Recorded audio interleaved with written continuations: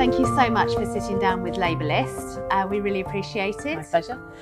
So my first question to you, and it's the obvious question, the role of Deputy Leader of the Labour Party is not very well defined. There's no job description. So what would your approach to it be?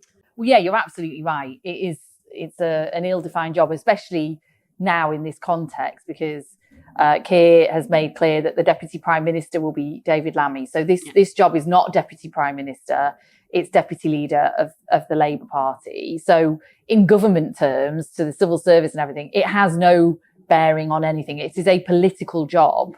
And I think I can do that political job, which I would do full-time and outside of cabinet, but with cabinet, with government, but bringing the politics to the room. You know, I think I can do that job of bridging the movement, our broad movement, which we've not represented all that well recently, all the voices of our movement connected to our community, that feedback loop and that bridge across with the movement and the top of the party. And I'll do that full time. And I want to sort of bring some of the politics back to the table, but also develop the capacity and the infrastructure in the party to do some of those functions that I think sometimes we let wither on the vine in government as well. So the campaigning work, but also that political strategy work to really sell our message better and to really understand the voter coalition and how we need to rebuild it.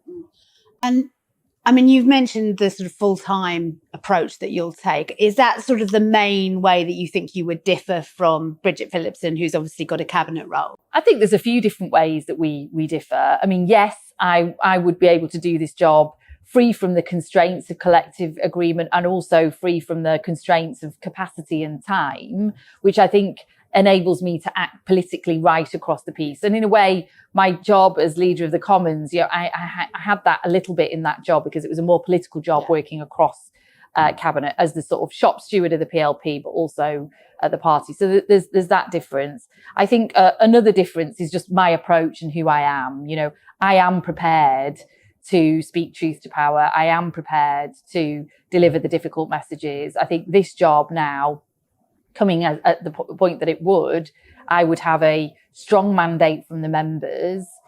It would not be a job that was given to me by the Prime Minister, which again, if I was in cabinet, there would be that complication. It's a job I would have on behalf of the members, something I would take incredibly seriously and a big responsibility, and I would use wisely, but it's a powerful role to be able to say when we need to change course, to say how we can improve and get better, and to help the rest of the cabinet be more political and be clearer in what they're saying about why we're doing what we're doing and who we're doing it for. And I think I can do that a lot more strongly. I think the other difference actually as well is that, and I've written about this in recent days, is that I recognise that we are losing voters to all sides. This is not an issue about reforming reform.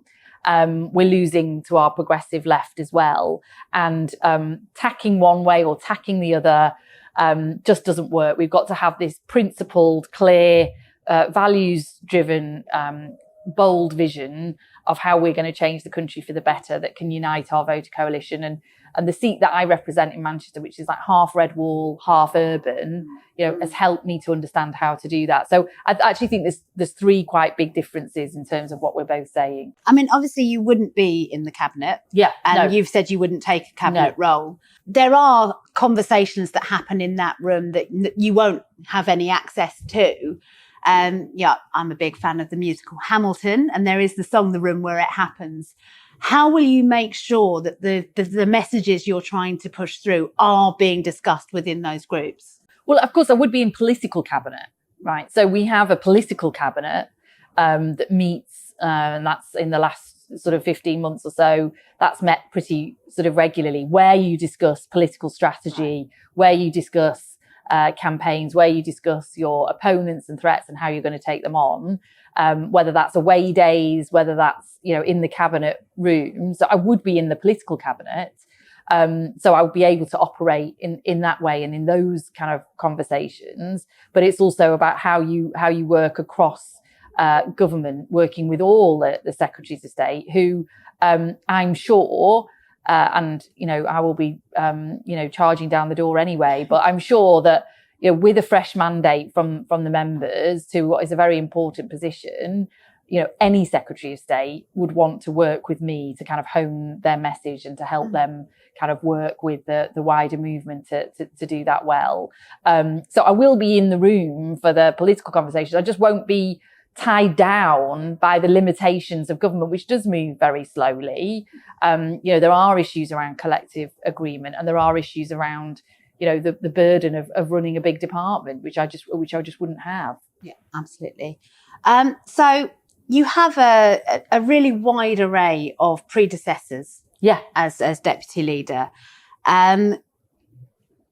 Taking Angela out of the equation, because we're all big fans of Angela, who would you say is the person who's done that role previously that you might most look up to or want to emulate? Well, I think we've got a fantastic tradition of deputy leaders, and I'm humbled. I'm really, really humbled to be in this contest at this moment in time. It's not something I ever sort of thought for myself, really. And obviously we didn't want to find ourselves here. What happened to Angela is a great loss to our movement. It's really sad for her and for us. And we all thought she would be in that job for a long time. But I think I take elements of all the sort of deputy leaders. Obviously Harriet Harman is a great friend of mine. She had, this is a terrible, maybe find a different way of saying it, but I always thought Harriet had like balls of steel, you know what I mean?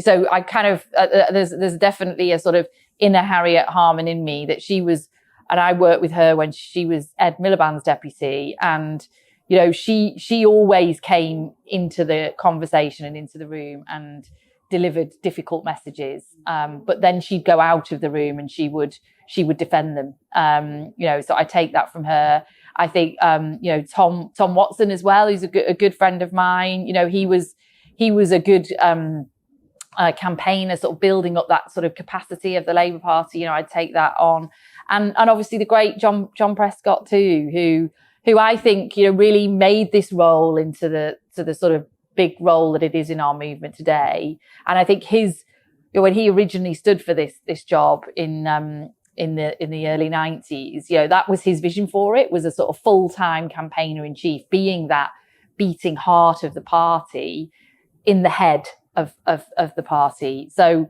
that's what I want to emulate. So I think I take different bits of all of them, really. Obviously Labour are having a difficult period. Let's not absolutely gloss over it. No, there's no glossing over that. So what do you think we've got wrong in government? Well, look, I think the transition to government has been a lot harder. It's meant that some of the politics has sort of fallen out of the conversation as people have got kind of into sort of government departments and sort of a governmental way of doing things. And that's not really the mood. And that's not the nature of politics these days. Politics is moving very, very fast, and government is quite slow and siloed. I think that's been the transition to that's been really hard. We've obviously made some mistakes, big mistakes that by our own admission, but those mistakes have overshadowed some of the really good things that we've been doing. And then some of the good things that we've been doing that are popular, we seem a bit shy about. And I think at times we've been, all of that taken together has meant that we've come across as too tactical and not strategic and principled. And, I think that's where I can really help, because I want us to get back to that sort of core of what we're doing, why we're doing it, and who we're doing it for, and having a real deep and collective understanding about that, and everything else speaking to that, rather than us looking like one day we're over here, another day we're over there, and we're kind of losing the audience all the while. I think I said the other day in the Guardian, politics today is about the war of attention and the war of authenticity, and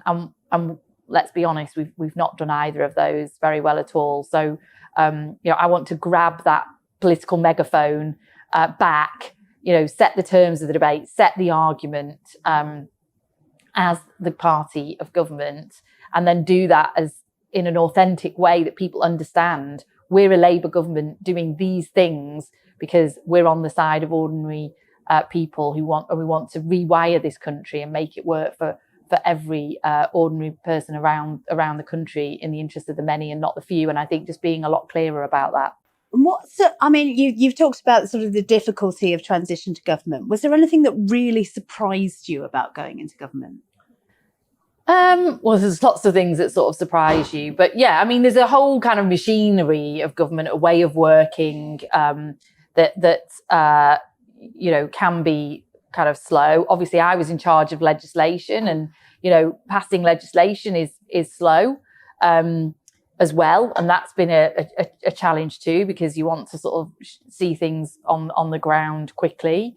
But on the other hand, that's parliamentary democracy, when we don't just sign an executive order and sort of change things overnight. We have parliamentary scrutiny and a parliamentary democracy. So so that's important as well. But I think the real challenge is about having a clear agenda. And I think as individual secretaries of state or as a collective government, I think to really drive through the organs of government, it's not just the sort of civil service and departments, but all the organs of government, the delivery bodies, the organisations that are out there, you've got to have a really, really clear sense of agenda of what you're trying to do and why to make that work. And I think that transition has been a harder one for us than it should have been. And I think that's something I can help get right.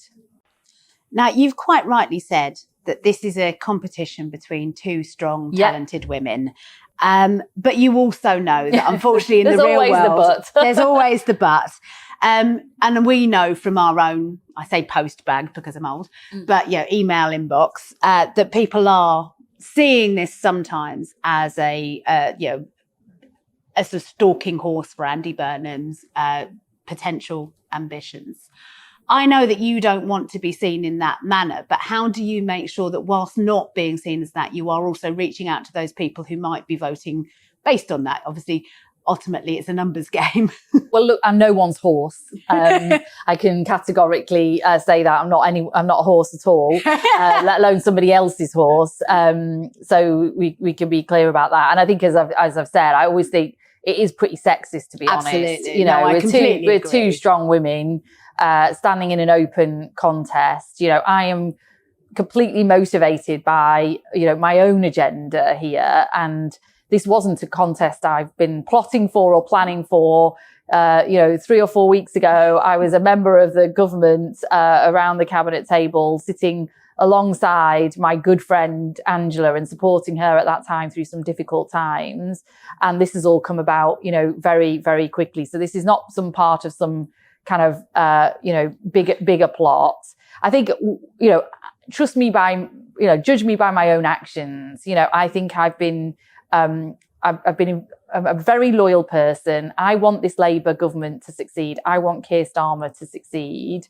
And I think I can help to do that by being a bridge back with our movement and our communities, by being an effective communicator, by making sure we get things right from the beginning, and by helping us to tell a much stronger, clearer story about what we're doing and why and who we're doing it for. And that's why I'm standing.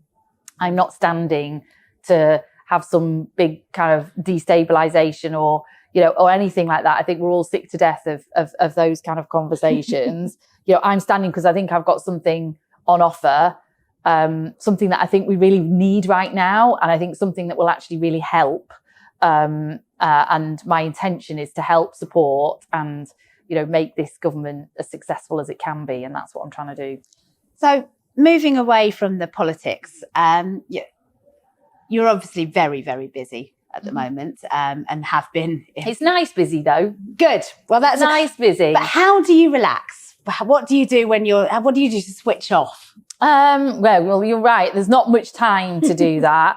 I do like watching sport. Did you watch the rugby? I watched a bit of the rugby, which is good, but I'm not totally into rugby, so I don't quite get it. But I did watch the rugby because it was obviously such a big moment, such a big game. I've been to, even just in the last couple of weeks, I'm a season ticket holder at Man City, so I've managed to get to a couple of games. I didn't go to the Burnley match. I've actually watched a bit of the Ryder Cup very late at night recently because That's got quite sparky, Oh, isn't it's it? great. It's great. We're doing so well. I love golf it. was so interesting. Yeah, no, I quite like a bit of golf. I like darts and snooker and sort of with you know, kind of other sports. But so yeah, watching a bit of sport or watching a bit of, you know, telly with the kids or whatever.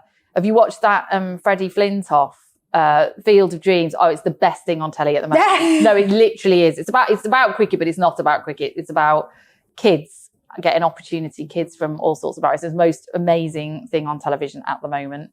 What else do I do? Crosswords, cryptic crosswords, that kind of thing. Brilliant. Yeah. But I don't get much time. No, well, I'm sure. I'm quite behind on my crosswords. I've lost my Wordle streak completely. Oh, don't. Yeah. God, there's nothing worse than losing your Wordle streak. I've completely lost that. That was going great before this all happened, yeah.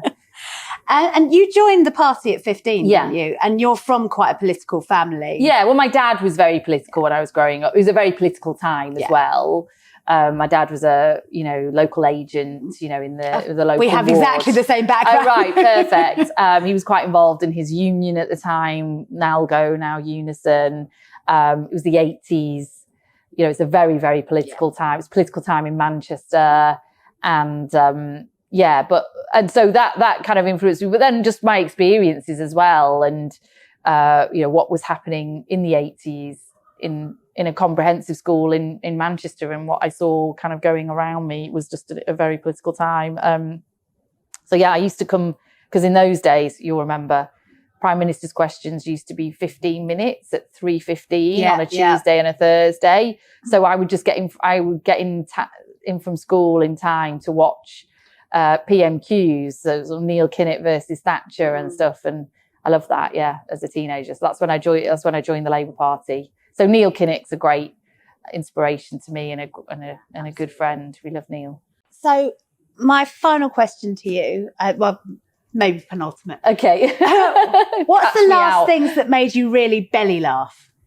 Oh, I laugh quite a lot, actually. I laugh at gallows humour, sort of close to the bone kind of humour.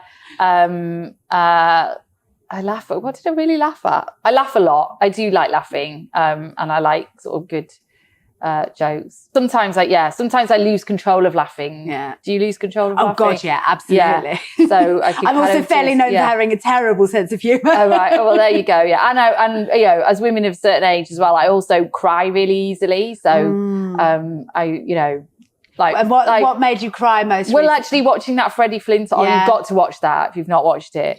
I remember watching there's one of it set in Manchester in my constituency as well. And there's some amazing, amazing kids, Presley and Maddie and stuff. And I just cried at how happy they were about like getting involved in this cricket thing. It was so lovely, so nice. And that kind of thing, absolutely. Yeah. I remember the Educating Yorkshire. Oh, Mushy. Yeah, those. Oh, I know. Yeah, those kind of shows, yeah. Sorry. So no, my final question to you is just, you know, if there was one takeaway that you wanted people to sort of, you know, think of from this interview, what would it be? Look, I think I'd be a really good deputy leader. I'll represent members. I'll represent our communities. I'll represent our values. I will do that responsibly. I'll do that carefully, but I won't be afraid to say so when I think we need to change course or get things right. And that's the kind of deputy leader I'll be. Great. Lucy Powell, thank you so much. Thank you.